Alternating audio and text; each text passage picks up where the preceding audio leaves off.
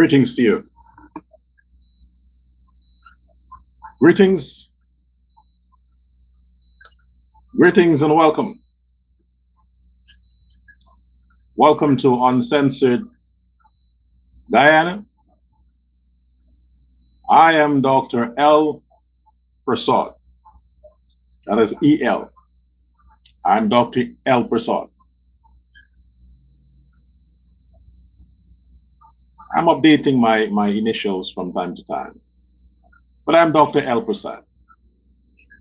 EL, as in L. Prasad. And you have tuned into Uncensored Guyana. What a good day. What a great time in Guyana's history.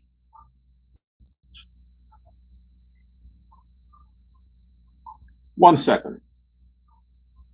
I was about to check on something, but I didn't want to keep you waiting. So let me, I wanted to calculate something. Okay.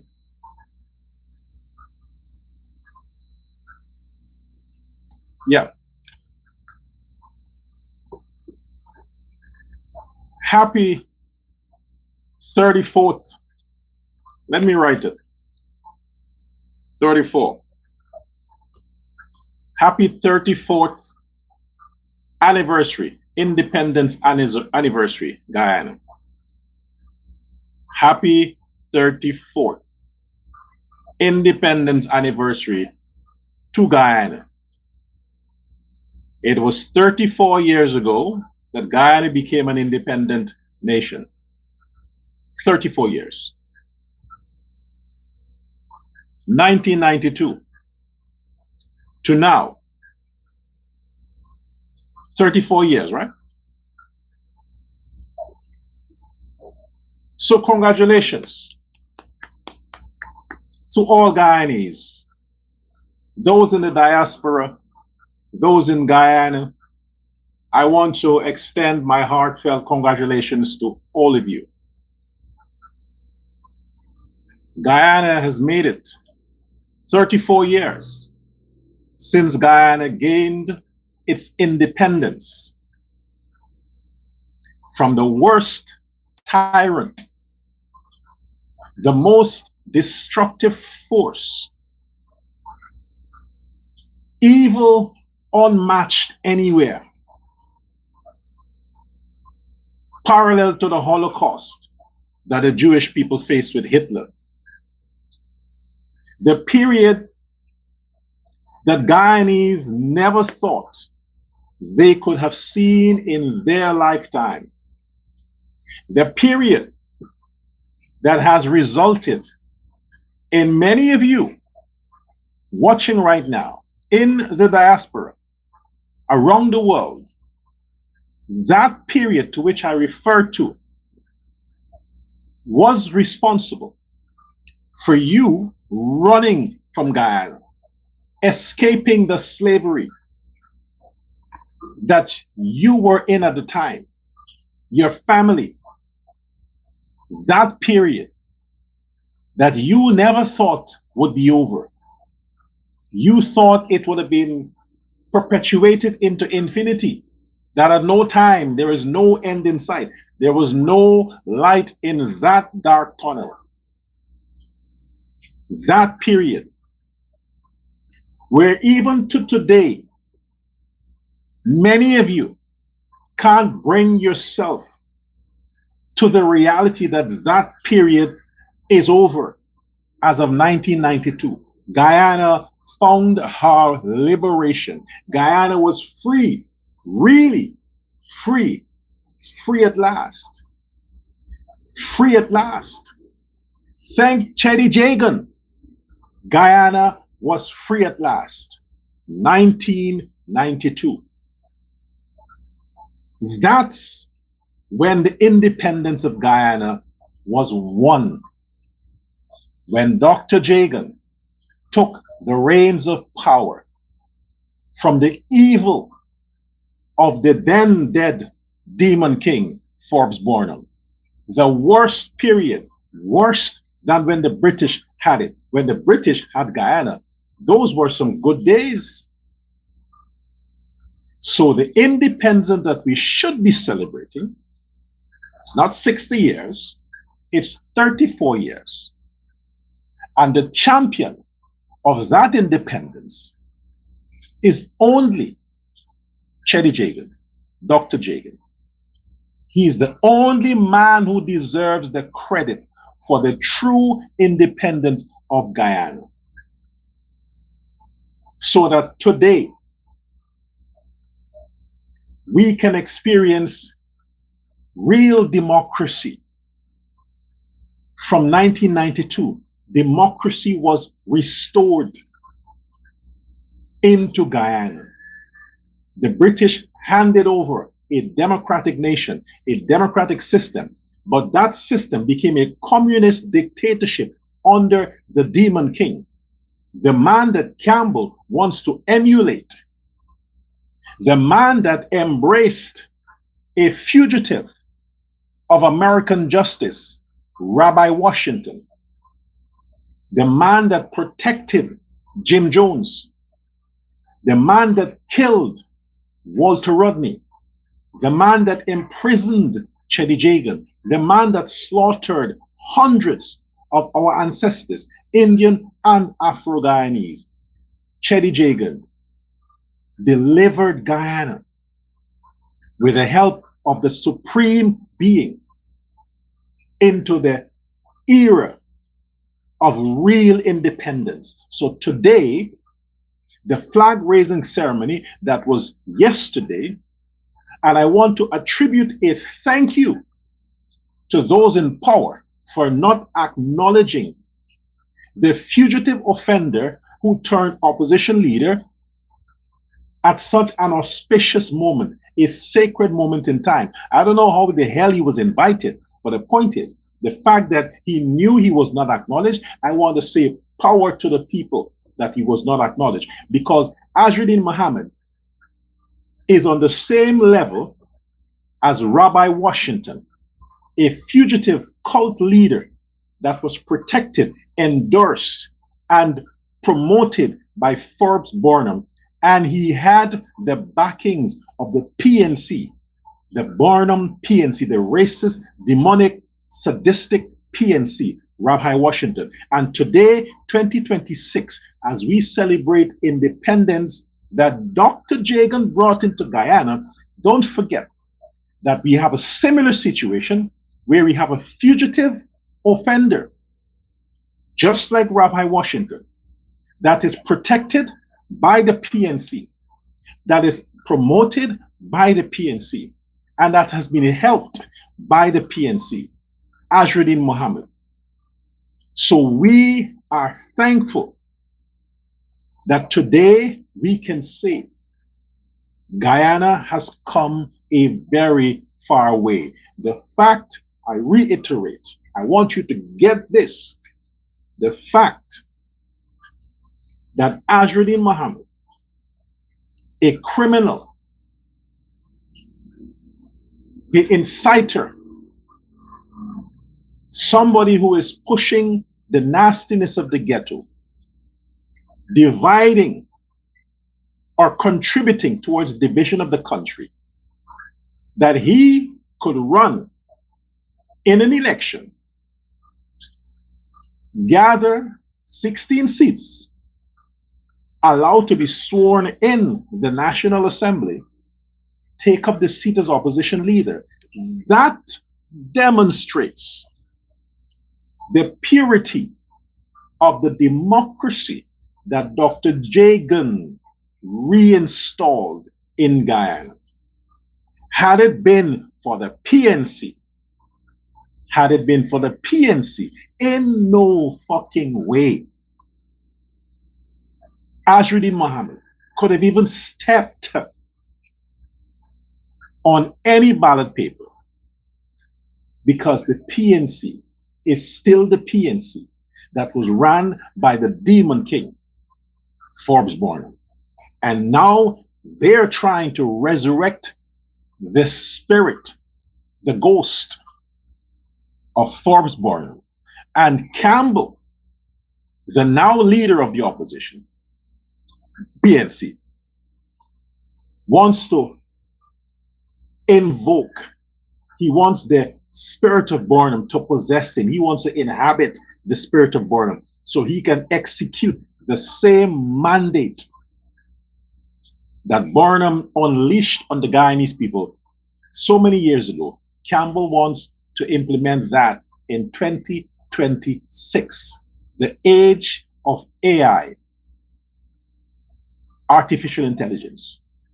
He wants to bring the 60s back, but he can't do that without being possessed by demons, by the demon of Rabbi Washington, by the demon of Forbes Burnham, Campbell.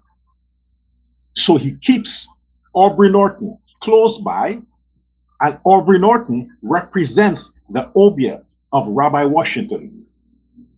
And Campbell wants to signify Burnham. So the two men again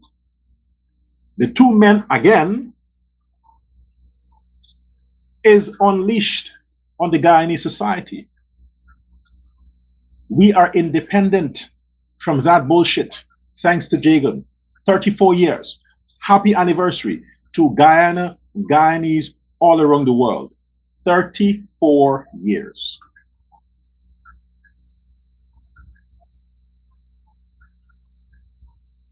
Are we good? Okay. Oh, and besides, Ajruddin Muhammad, what I just said for the past 10 minutes, 12 minutes,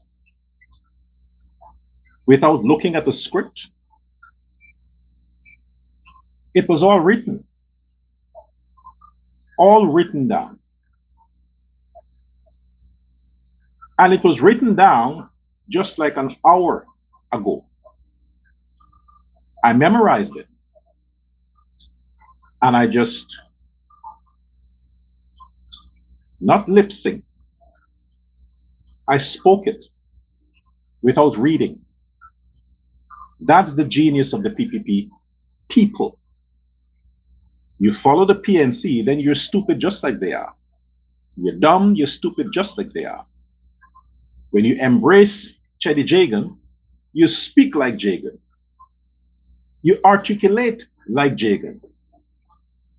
You are manifested in prominence like Jagan, because you walk in the footsteps of Chedi Jagan. Ajruddin Muhammad.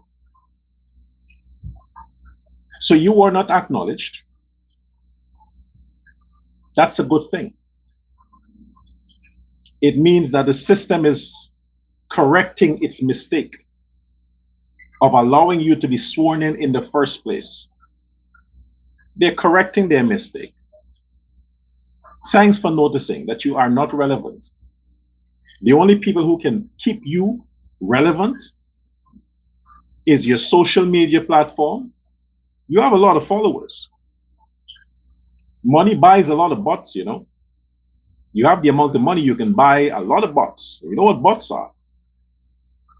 Fake accounts. So you can buy 200,000 accounts online. Shit, that happens.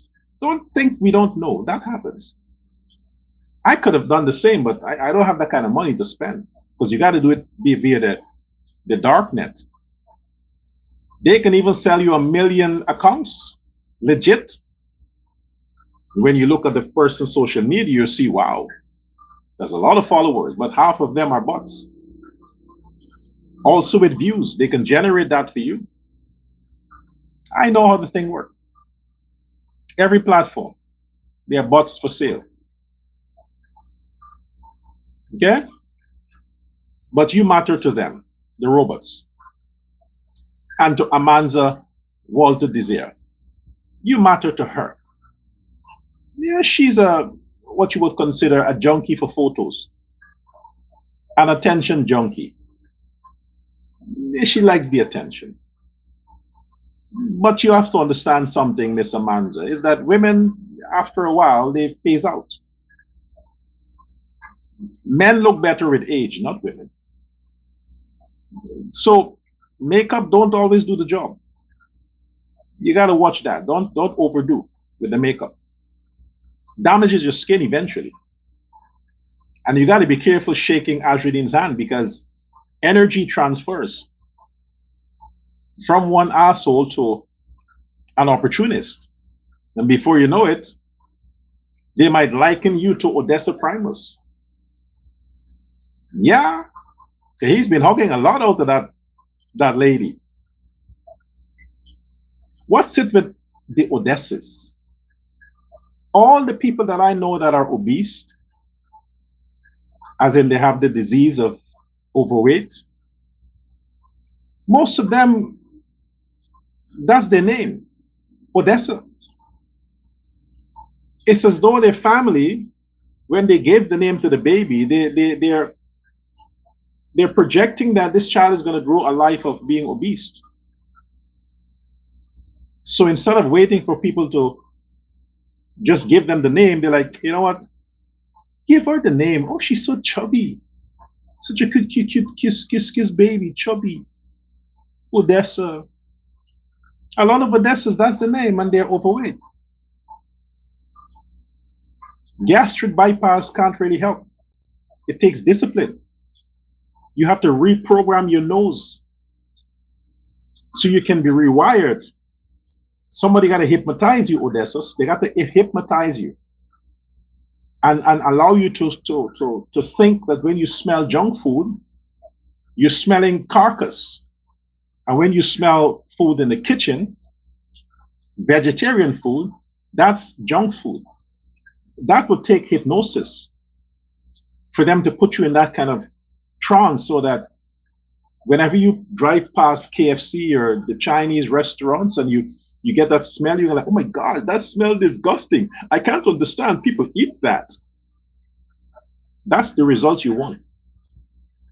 But you need hypnosis for that. It wouldn't just happen. But anyway, Ajruddin Muhammad, Prince of the Ghetto, where is your wife? I mean, I know, I get it. I understand. But where is your wife? Come on, man. Look at Ali, President Irfan Ali.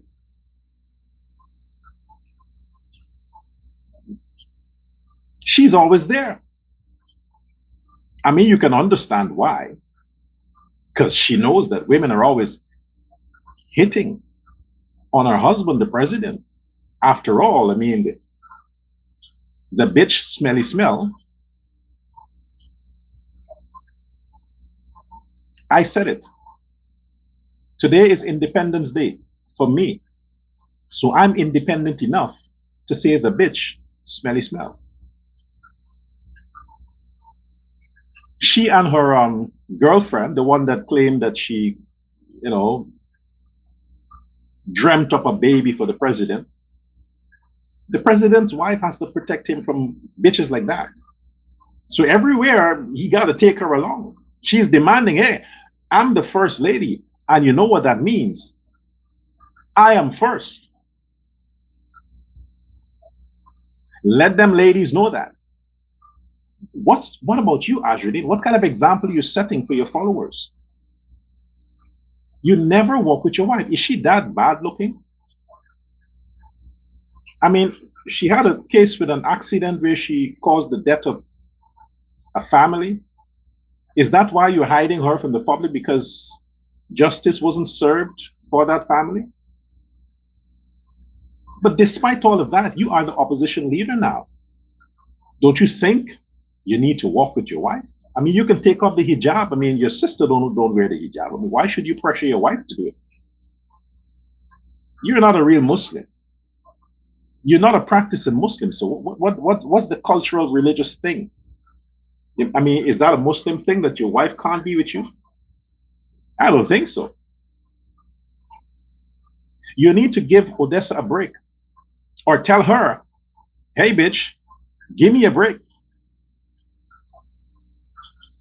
You're messing with my my profile. Because everywhere she wants to be. I mean, come on, man. What if she's not the wife? Tell her you're not the wife. You do the things that a wife wouldn't do. The public need to see, as opposition leader, Adrian, that you are with your wife sometimes. You have to embrace her beauty. You can't tell me that Odessa is better looking than your wife. I mean, come on, man. Is that the best your money could buy? Anyway, if we have to look at independence from the days of Chetty to now, we are looking at the period where Guyana can never go back. Guyana must never go back. To remind some of you who still have the audacity, like fucking Norton, that you want to indoctrinate young children about the legacy of the worst dictator in the history of the Caribbean, Boredom. You want to indoctrinate children as to what Barnum did? Let me be the one to start. I'm not indoctrinating, I'm educating. Folks, boys and girls, first I would advise you, talk to your grandparents or your parents. Tell them you don't trust Aubrey Norton. That's why they didn't get vote. You trust your parents and ask your parents, say, mommy, daddy, grandpa, grandma, who was born? Because you heard they want to teach us about him. Who was he? And they'll tell you. Listen, daddy loves you. Mommy loves you. Grandpa, grandma loves you. Grandpa, grandma, mommy, and daddy wants, when you go to sleep at nights, for you to have beautiful dreams of wonderful things, of a great time ahead.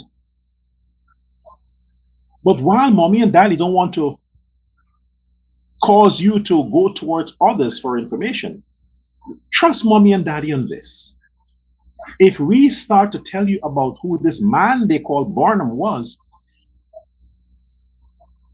you would have nightmares for the rest of your life. Because words become pictures, images in your mind. We want to tell you about the beautiful time when Guyana stepped into the paradise of democracy. We want to tell you about Dr. Jagan, the beautiful man. Then the other president, Janet Jagan.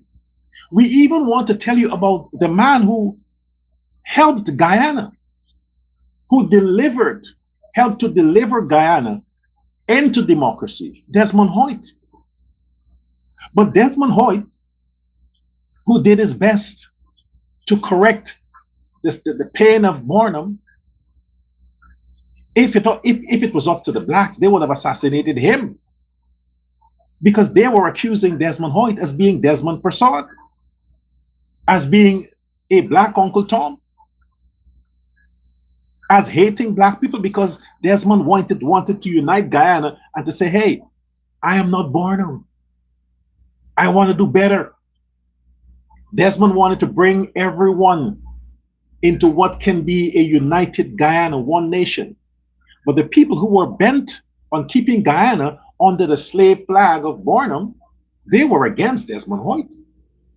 The party was divided. They wanted to get rid of him. They started saying that he was from Barbados. He wasn't a born Guyanese. The same way they treat Janet Jagan, they started treating one of their own, simply because he would not continue the murderous legacy of Forbes Barnum. And because of that good man, We happened to receive the blessings of a great man, Dr. Jagan, therein ushering in beauty beyond comprehension. And as a result of that, my dear child, we have Irfan Ali, President Irfan Ali. So there is nothing that my child can benefit positively with information about Forbes Barnum. Because Forbes Barnum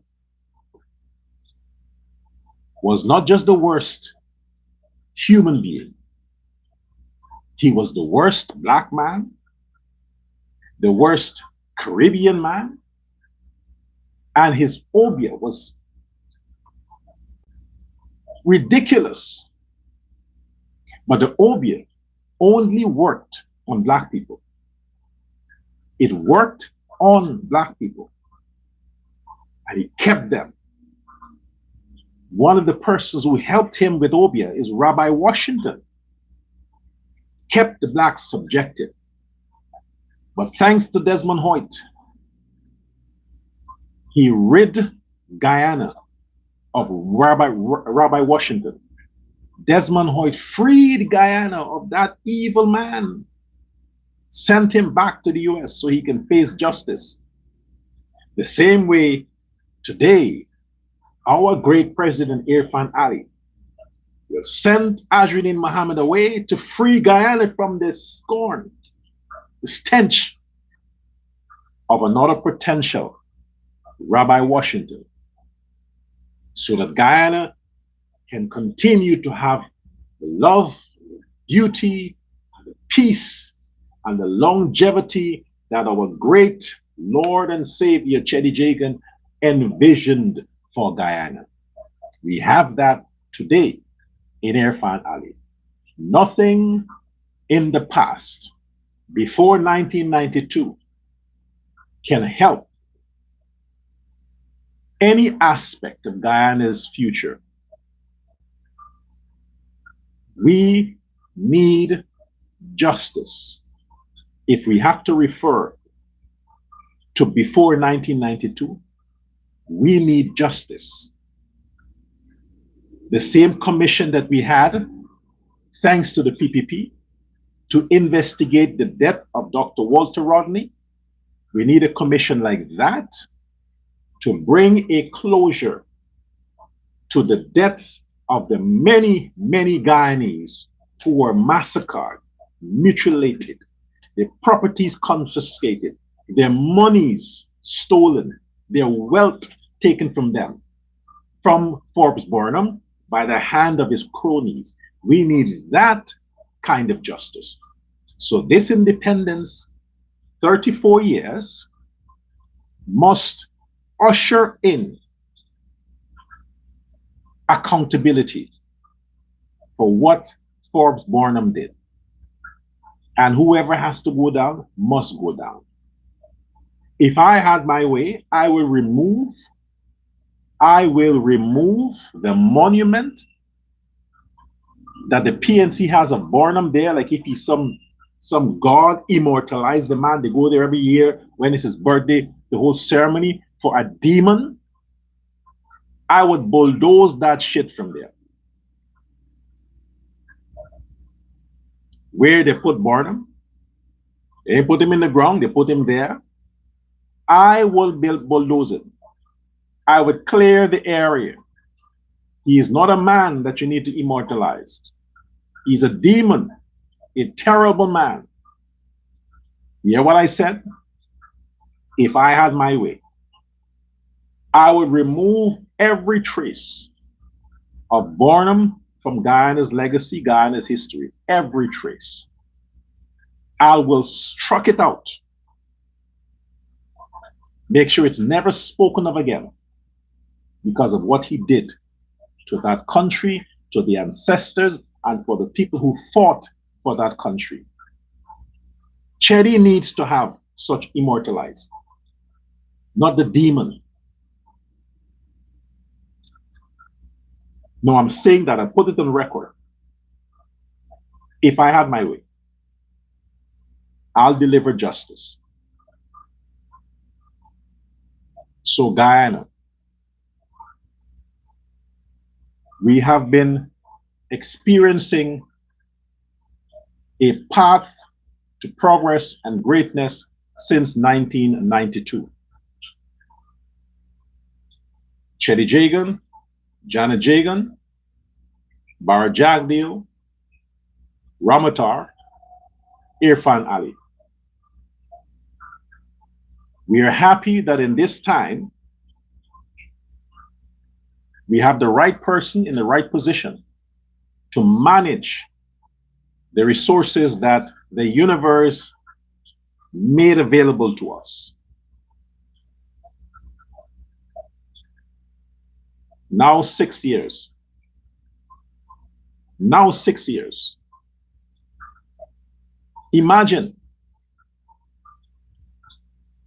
if the PPP, when Chetty was won the first time, imagine if the PPP was not cheated, bullied, and killed out of governing Guyana.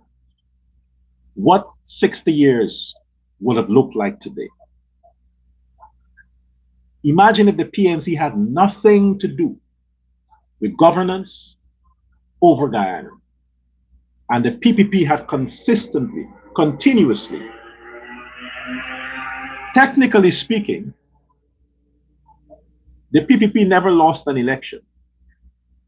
We know the history of Guyana, that Barnum used to get votes from overseas.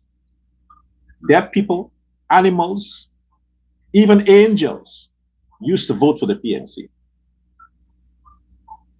So let's understand that the PPP never lost. The PPP from the independence from the British, the PPP maintained 70% to this day. So think for a moment that justice was delivered and there were no interference from the Americans and whoever else to sideline Chetty and to work with Barnum to oppress the Guyanese people.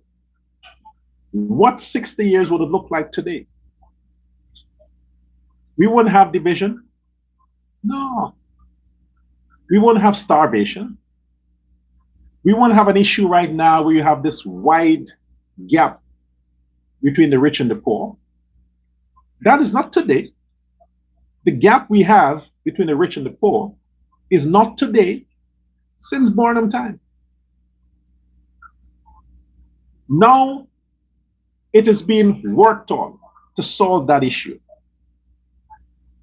We want the next 35 years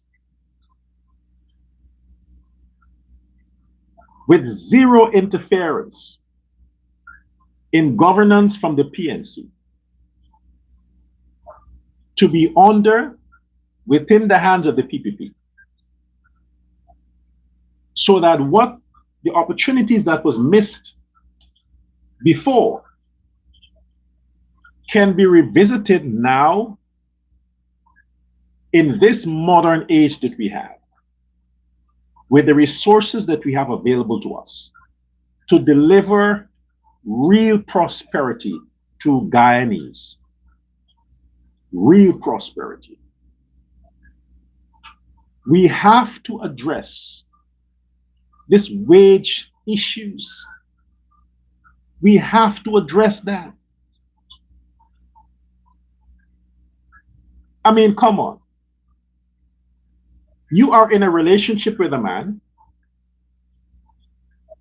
and the only time he knows that you have a need is on your birthday. He buys you a gift on your birthday, and for the rest of the year, you work your ass off, not acknowledging that you're human.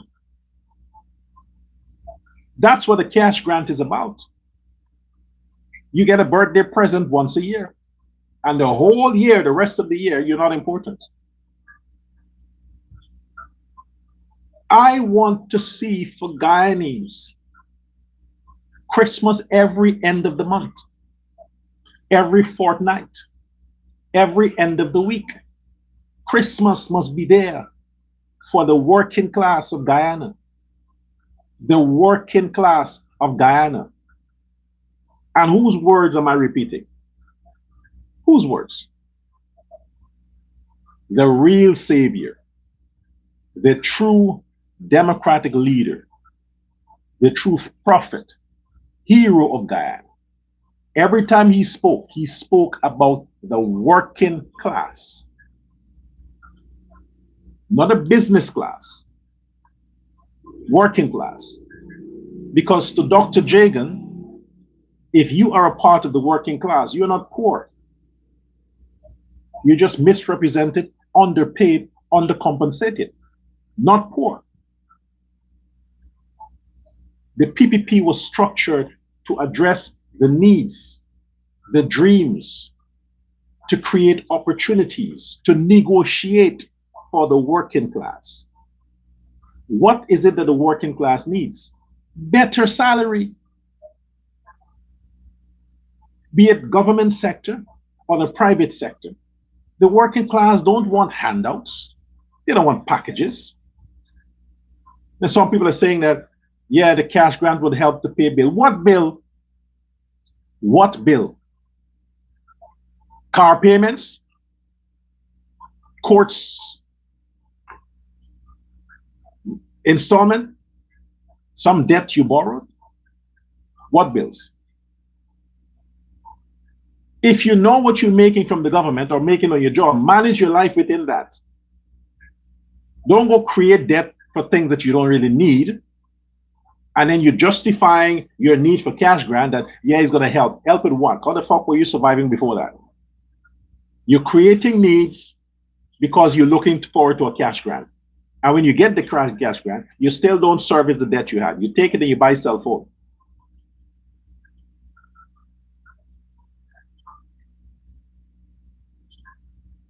Independence, not just for democracy.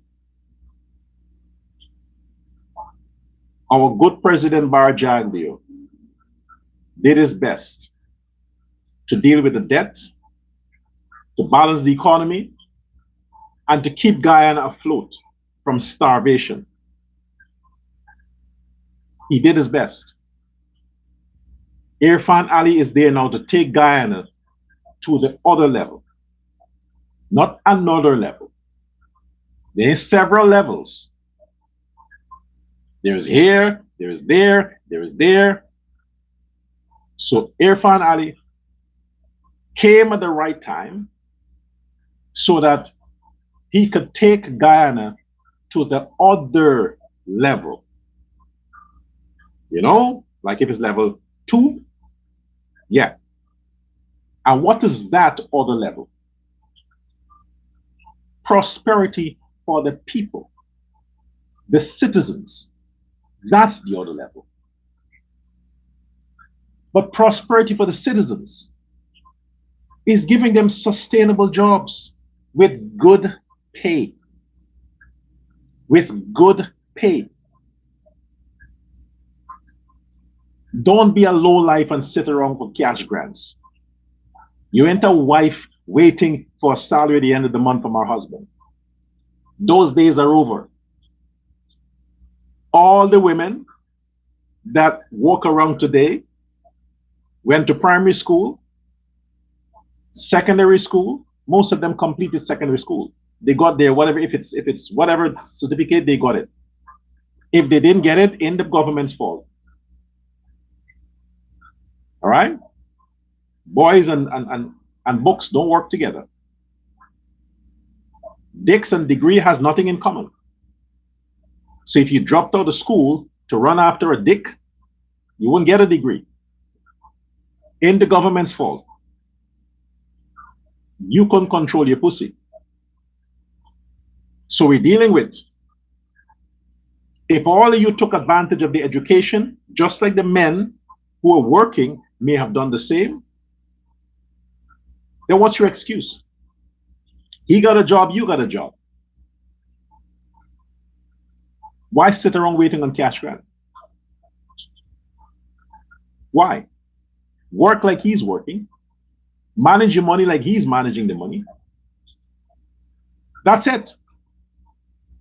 Let's fight for better wages. Tell your government, we don't want cash grants.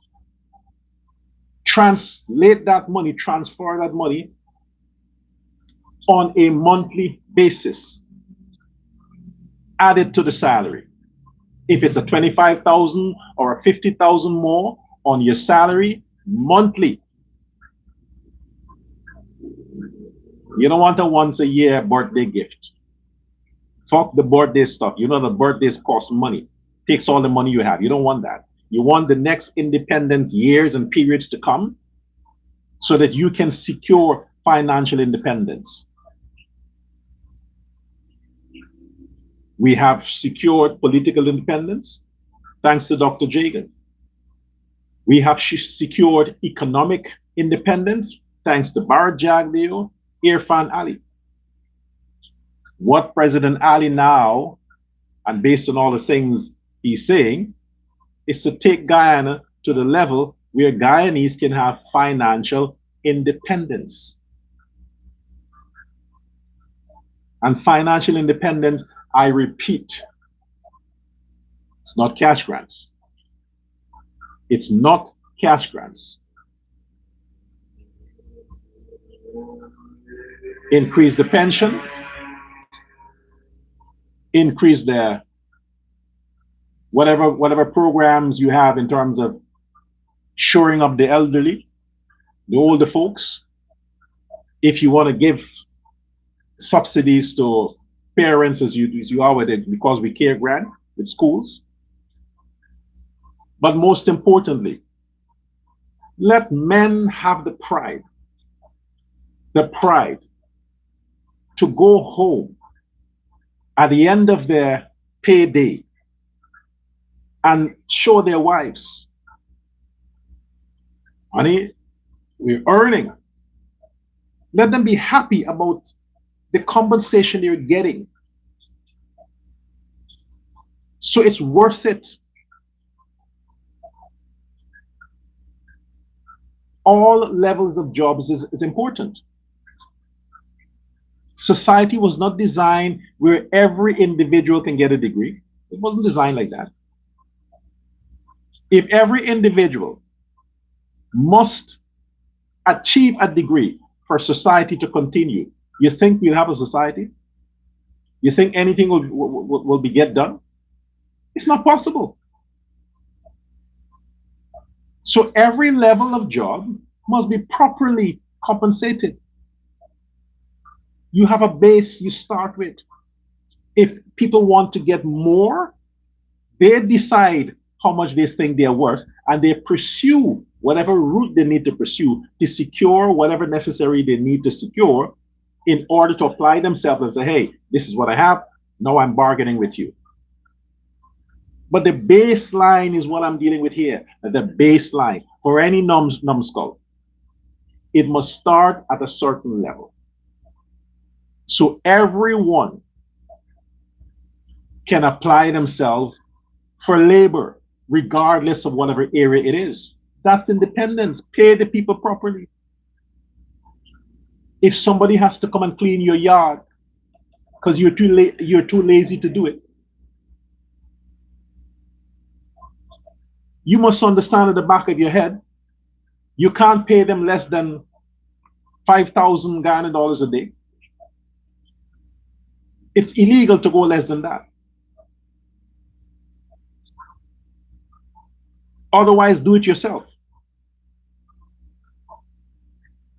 We all condemn slavery, right? We condemn it. We condemn using people. We condemn that, yeah, but we do it. We openly talk about it. Oh, you can't abuse people. You can't this, you can't that. Yeah, we openly condemn it, especially politicians. But those same people check on their housekeepers, their babysitters, their handyman. Check on how they compensate those people. But they come out in public and they criticize. Oh no, we should work against modern day slavery. We should treat people better. We should this, but they are not doing it in their private lives. But if there's a law demanding that people are treated properly and compensated properly, then we have then we're going somewhere. That's real independence. Compensate the Guyanese properly, pay them better, make it worth the while. So when people can ask the question, who did it better? From independence from the British to independence from the period of hell to now, who did it better? The second half of Guyana's history, of course, from 1992 to now, did it better. We're discounting the 15 to 20. We're discounting 2015, 2020. We're discounting that. They're not important. They didn't happen. They just, I don't even know how they got there. I think that election was rigged. I think the election of 2015 was rigged. Because they think Donald Ramotar was stupid. So they bullied him. Yeah, they bullied him. But if Ramotar was strong as Ali or Jaglio, the PNC would not have been there 2015. Therein we'll have consecutive years of progress for Guyana. We lost 5 years, 2015, 2020. What I want to wrap up with right now. There is too much talk about corruption. You saw the issue there with the Mohammed guy talking about Heroes Highway and damaged roads and things like that. The average citizen would not understand that when you do these kinds of works, after a time, when it settles, you have to deal with the weather, you have to do all these kinds of movements with the earth. They won't understand that. They will buy what Mohammed is pushing. Corruption. They'll buy that. Transparency is what matters. My thing is, Guyana had enough of laying blame and scandalous politicians and all these things. Guyana had enough of that. When is enough for politicians? It is tiring when you watch and you get the news, you get all these propaganda things online about some minister have 5 properties and that minister has 10 properties. It is disgusting. It's a turn off, and it's depressing the average Guyanese who's still fighting for better wages. When is enough enough? If a politician is not a businessman, he didn't enter politics as a businessman, and he has 5 children, but he became a minister. And then his excuse is he has to secure properties for all 5 of his children, therein giving him 6 properties, 1 for him and 5 for his 5 children. And not just properties, he has to secure bank accounts with money inside for all 5 for their future. When he does that, what happened to the average Guyanese that is not a politician and has no influence to get 5 properties for their 10 children? What happened to them? If they have to go to the bank to get a loan for 1 property, that it may take them 30 years to pay, they will never see the possibility of getting 2. Unless, as we say, corruption. But usually in these accused situations of corruption, nobody goes unpunished. I mean, nobody is punished. Nobody's held accountable because whoever they are, they secure and they enjoy political protection. It is not good if we are projecting a future where we're telling Guyanese the possibility exists for the working class to live the dream Chedi Jagan promised, when you have politicians, both sides, who continue to exploit whatever loopholes in the system for their own enrichment. Everybody gets a cutback, we know that. But who's going to catch them in the act? Who is going to go undercover and catch the politicians taking bribe in the act? Nobody will, because everybody gets a piece of the pie. You won't get the cops to do it. You won't get politicians themselves to do it. You won't get parliamentarians to do it, because everybody enjoys the slack, broken system. Do we have to call forth Dr. Jagan to fix this? When we have people who understood the legacy of Dr. Jagan in power to make sure this don't happen? Come on, man. If we are independent, it's not just the nation as a name, Guyana, or a flag. The people too must be independent. That's what independence is about. It's about the people being independent from other countries, dependent only on themselves and their country. But if you are dependent on your country, but your country doesn't love you back, doesn't provide for you, what kind of independence is that? These politicians are too rich. They have too much. They're not sharing it. They're just for themselves. How much can you eat? How much properties can you own? How much millions is enough? When does it stop? When? It never does.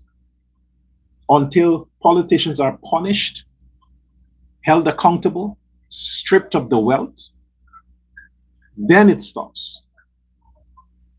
We are hoping that the president is a real and true leader, not just to lead the economy, but to lead every aspect of the Guyanese livelihood. Don't target the contractors for their bad behaviors. Target the politicians who allow it because they're getting a drawback. Crime only happens because people turn a blind eye to it. We can do better. Jagan promised that. The working class. He didn't promise cash grants. Empowering the working class, giving them proper compensation for their labor, sustainable job opportunities for the Guyanese. And I want this to resonate. Proper compensation. If you give the Guyanese 20% salary increase this year, it must be mandatory that you do it every year. Guyanese must look forward, not negotiate or fight or protest. Look forward to every January when a budget is presented, 20% or 25% salary increase is guaranteed. And by law, the minimum wage is defined by the state, not up to an employer. That's democracy, and that's providing independence for Guyanese.